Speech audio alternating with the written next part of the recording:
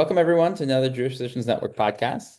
I am joined today by Rabbi Dr. Yossi Cohen, who, above all, first I would just like to wish a hearty congratulations to. Oh, thank you. Uh, yeah, you just matched at Cincinnati Children's for pediatric cardiology. Yeah, thank you very much. Much appreciated. It's very That's exciting. You had to educate me a bit on the rankings in the peds world, but that's really an incredible achievement. Thank you. Appreciate that. Yeah, I Amazing really how when I educated you, I came out looking really good, right? you came out looking very, very good. We're really proud of you. Though, I mean, you're definitely breaking the mold for a tri-state Jew to move out to Ohio. Look, Um, look at the real estate pricing. I got convinced. it's really not bad. Oh, sorry, that's my little one in the back. Um, but today we're going to be tackling Chanukah, Chanukah on shift. Chanukah is one of those Yom Tovim that the Rambam describes it as a mitzvah chaviva ad ma'od. I believe it's it's a very sentimental mitzvah for everybody, but it's also one that's very easy to kind of lose the spirit of, especially with Shkia being so early and it being very hard to balance celebrating with your family while on shift. Yeah. Um, Sorry. Go ahead. no, that being said, you know, it's not always easy to balance, but we should be able to get through definitely the halachas involved in preparation for Hanukkah. Can I say though, I happen to actually like this one because you know how we always talk about how whenever we want to ask these sort of questions that we tend to tackle with regularly, you always have to ask somebody that's like familiar with being a resident and familiar with all that sort of stuff. Hanukkah is nice because I mean everyone deals with it's not we didn't come up with this. This isn't a residency only problem. I mean maybe the fact that we're working at night is more unique, but rarely is it are we on like a 24? I mean, we're not gonna be on 24 all 8 nights of Hanukkah. Right. So most days the questions that you're dealing with are the questions that everybody else in the world is dealing with. There's nothing really profound that we're going to talk about here, which it's nice that we don't have to go out with anything new for once. You're saying we're as inconvenienced as everybody else, so it puts us on Yeah. an even playing field for once I in our honestly, even if we're working, if you're on a night float, like you're probably even in a better position. You're the one who can probably like before, like actually Bisman as opposed to most people. our night float starts. You have to really be there at 6:30. So technically you'd be able to light and still have that half an hour, so it'd be perfect. Yeah. I'm not on nights though, so this is very I applicable. am on nights. So we're coming at it from We're coming very from opposite different, angles. It's good. which is really good. Do you have a 24 for Hanukkah? I think that would really make the They got rid of 24s in my program. Very grateful. we still have 24s, but I'm not on a 24 over Hanukkah. So I don't have to deal with it over Hanukkah. But I'm sure someone listening might. So we should probably tackle that also. Yeah, and if anyone needs moral support on those late nights, they can reach out to you. All right, all right. So the mitzvah of lighting candles has actually really developed historically. Starting out, we learn in the Gemara tells us that it was really just lighting one candle, Isha Beisai. And Klal Yisrael really universally accepted more and more Hidurim to the point where now the almost universal minhag is for every male in the household, at least definitely from in our background, to light a full Chanukiah, lighting up to the full 8 candles, adding one candle each night. Don't forget women also, depending on what you mean by our background. So my background, they just Right. as a Lubavitcher kid, and just even thinking about the Moroccan side of my family, that was definitely the minhag there. Um, That actually it's important to highlight that point because it will make a difference potentially in our conversation. Of course. So the first that's kind of the first decision tree just kind of the general way that we light and who is generally the person that lights. The mitzvah is to light as close to shki as possible, and then to have the candles be lit for about a half an hour afterwards into the zman of tzeisak chafim. The Gemara gives this time frame where it's achetichla ragla tarmadoy min ashuk until basically historically you'd light the candles outside, and then the mitzvah would really be for the passerbys to see the candles, and that would be the Persimmon Nisa. Sometime in definitely the time of the Rishonim, that seems to have shifted, and then the real Iker Persimmon Nisa ended up becoming for one's family. So the real mitzvah ended up again, almost universally changing to being in one's house. And we light in one's house. In our house, some have the minute to light at the window.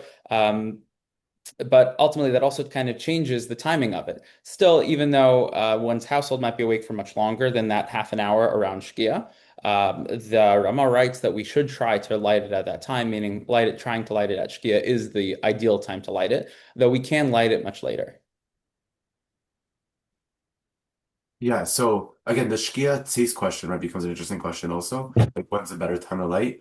Where you pick like classically the Rambam, the I don't know Chassid Chabad generally do, but like the briskerish thing to do is to light closer to Shkia. I think most Ashkenazis in America, I think, tend to do it closer to Tzeit, not to Shkia. I believe what Moshe says about 10 minutes after Shkia or 15 minutes after Shkia, which is interesting time that he comes up with. But yeah, to your point, agreed with everything that you just said. And then that half hour question may have to be a little bit longer if you want to try to get all those cheetahs, right? So if you're starting at Shkia, you want to make sure you're getting the half hour after Tzeit. You might end up lighting for more than just half an hour. But you can complicate this in an ideal way as much as possible. But they do provide a framework for us to potentially, hey, give you a lot of different options of when to possibly light, depending on are you post days or are you post nights? Like which one are you pre nights? Like which one do you have to light with? So it's really giving you a lot of options there. And just to add one more option, while we said the earliest time that is ideal is to light is around Shkia, if you're strapped for time, light much earlier, about an hour early by plag mincha, which would be very analogous to what we do by Shabbos. We would light a little bit earlier. The only proviso that we would add there is that you would want to add enough oil for it to be lit well within the time of night, like it would be normally. And right there, I think is where where we potentially want to talk about next is going to be the question is, okay, so I have a lot of different time frames of when I can light. What's the best time to light? And what if I'm not going to be home at that time, but somebody else will be, right? What's the better option of when to light? Yeah. So what are you going to do with being on that shift? So for me, it's actually easiest, right? Because I'm going to be on night shift, so I can light at an ideal time. So my night shift actually starts at 6. My wife should be home by 5. Shkia is probably around 4:30, 4:45 where I am right now. 4:30-ish, I think, right around where I am right now. So it means that I happen to like lighting by Shkia, not the classic American thing to light closer to taste. So it's great. I can light with my wife, with my kids. We can all light together. What becomes interesting actually is I remember I think last year I was on days during Chanukah, so I was in your situation. And then my wife came home earlier because she was at that point still a dental student, and Turo, I believe, let them out early by Hanukkah or something. She was able to get home early. I don't know what it was, but she was able to get home early. So then in theory, she was home by Shkia. So now it became the question, what should we do? Should we wait for me to end my shift to end it probably at 6? So I got home, let's say 6:30, 7 o'clock after sign and everything else.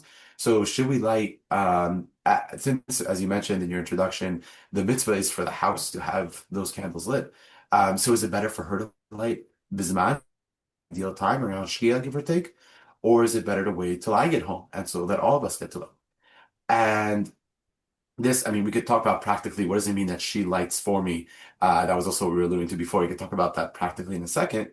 But I will say that in general, this actually became, at least in my house, a machlokas, me and my wife. Guess who won? But like in my show, I talked about this. And in my show, I give a share, and I said, well, the best thing is to light bisman, and that doesn't necessarily mean that you have to be there when you light bisman. It means it should be lit bisman, because again, that gives on the house. And so I had advised someone in my shul who wasn't going to be home till late that his wife was going to be home, that she should light with the kids, and she should light his Chanukah as well. And then they'll have their bias will have the candles lit on time. Whereas when I tried to do the same thing, my wife told me, no, your kids are going to have more Pesumei Nisa if you light the candles with them. And so we're going to wait till you come home. And then we're all going to light together because that's a better way of doing the mitzvah. And I said, but isn't it better to teach our kids Pesumei Nisa the halachically best way possible and light on time?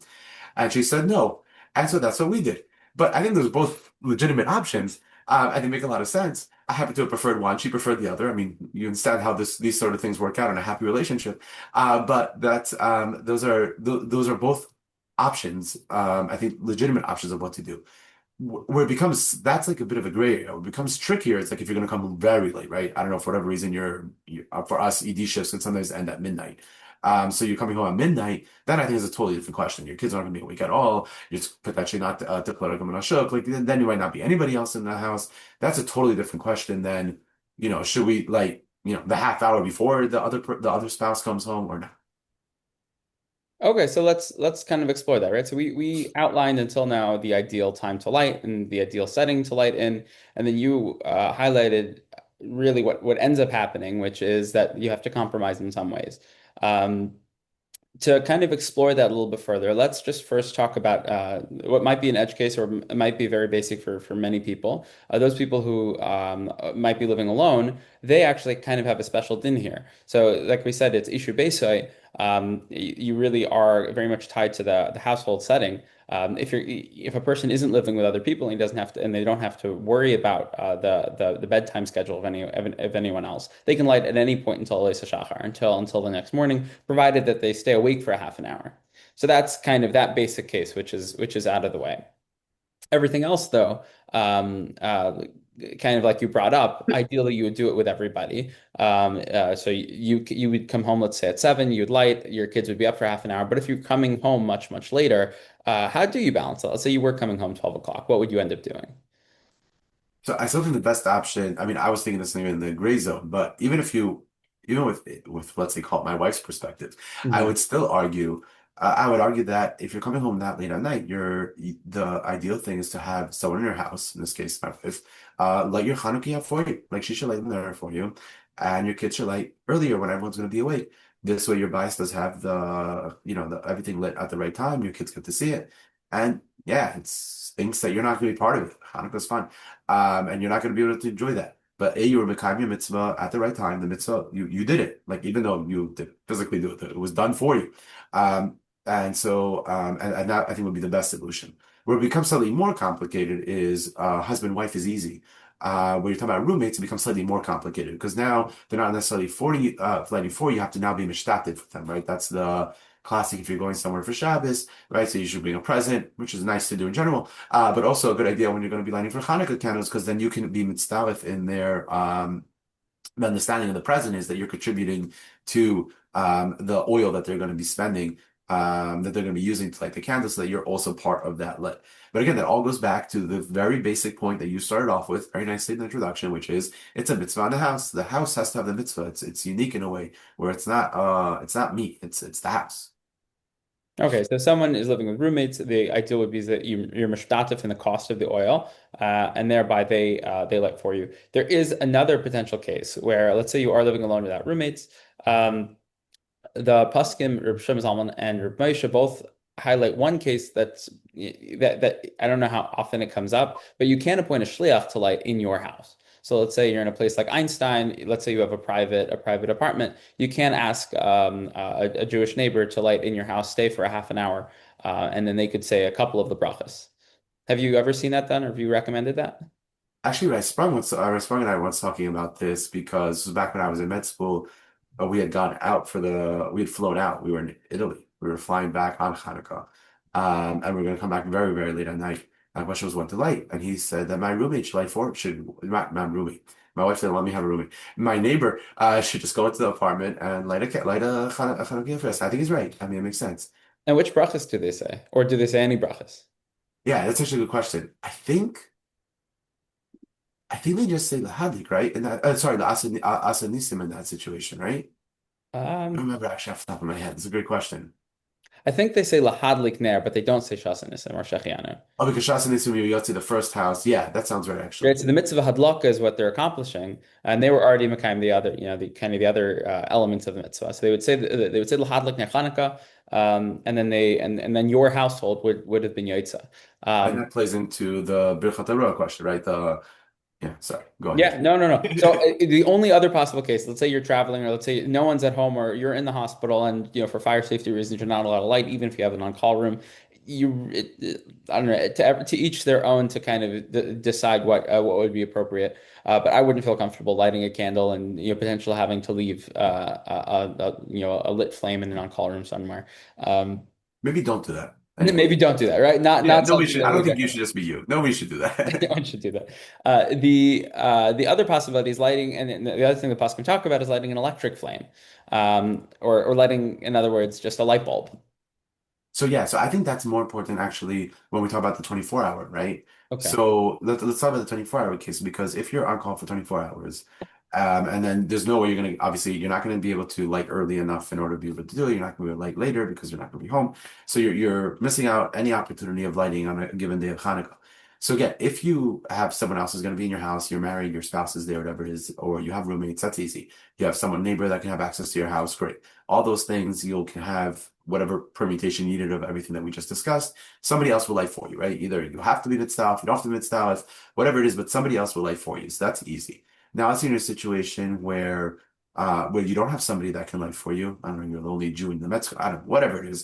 Um, then then we're talking about the possibility of not having an option in the kind of midst of lighting candles for Hanukkah at all. So now that is, I think, where you could start talking about the incandescent light bulb and the potentially of using that. We've talked about this in the past. I'm not such a fan of them in general. I think that you're in a situation where you don't have a bias. Like you are mechayev in Hanukkah this today. Like you're not mechayev in the midst of Hanukkah. It's just like if you don't own a house, you don't have a mitzvah of mezuzah. So if you happen to be in the hospital for a 24-hour call, and you don't have your own place, you don't have a bias, there is no way for you to be able to accomplish the mitzvah of Ner Chanukah, and you're totally patur. Now, you're going to tell me, because, well, the on-call room is very private, I'm the only one with the key, so maybe it is my bias for those 24 hours. Okay, you might be able to convince me that's a bias for 24 hours. Fine. If it really is a situation where it's totally private, you get the key for the full 24 hours, maybe it is the case that you can be mechoyev in the mitzvah near Hanukkah. In that case, I would say you're potentially an onus, right? That is one of the possibilities. You're an onus. You can't light a fire here. It's not safe. And so you're an onus and you can't be accomplished in the mitzvah near Hanukkah. If I do that though, you're gonna tell me I'm not being totally transparent because there are poskim, very important poskim, much more important than I am, that say that you can do something, and that is light the incandescent light bulbs. Now, when they do tell you to do that, I believe they're playing with both sides of the same card because they're telling you to do without a bracha. So they really agree with me, but they're just telling you that you can light it anyway.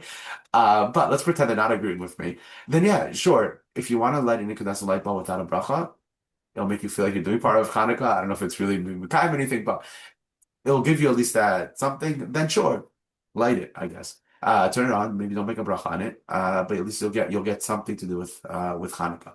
But otherwise, you're going to be in that situation, which we're sometimes in, and it happens to healthcare workers a lot. And every time it happens, we get very uncomfortable with it.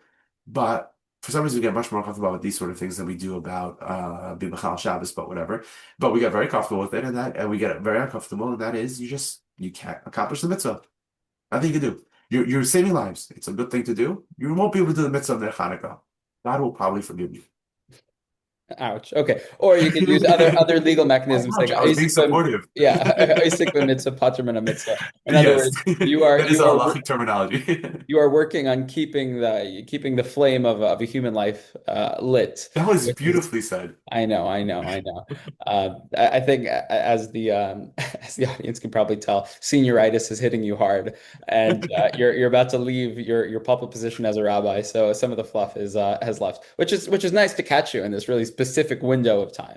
Um, I'm now, not trying to respond to that. I'm not going to say no, anything. we're just going to go straight past it. Yeah. There is one other possibility. The other possibility, and we can kind of think about the nafkaminas here, is potentially if someone is not in a situation where they're able to light a Hanukkah menorah. The Paskim, the Shulchan Aruch and Tafresh Ayin Vav talks about a case where you would see other people's menorah, and in that case, while you didn't have the mitzvah of hadlaka, so you wouldn't be able to say the bracha of l'hadlik ner Chanukah, it would be appropriate to say sha'as HaNisim la'aviseinu b'yam mehem b'zman hazeh, and that is called Birkat Ha'roeh. So in other words, Birkat Ha'roeh would come into would be a case where you would see you yourself would be unable to light a menorah, but you would for whatever reason be able to see someone else's lit menorah, and in that case, you would say that specific bracha.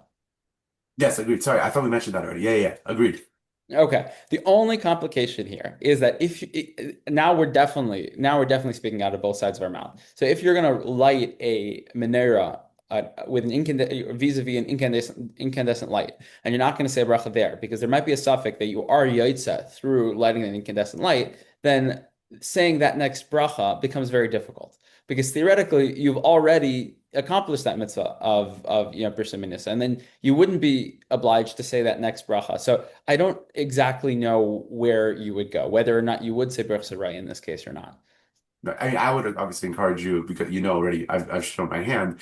I would obviously encourage you to say a bracha of Shas HaNisim in that situation.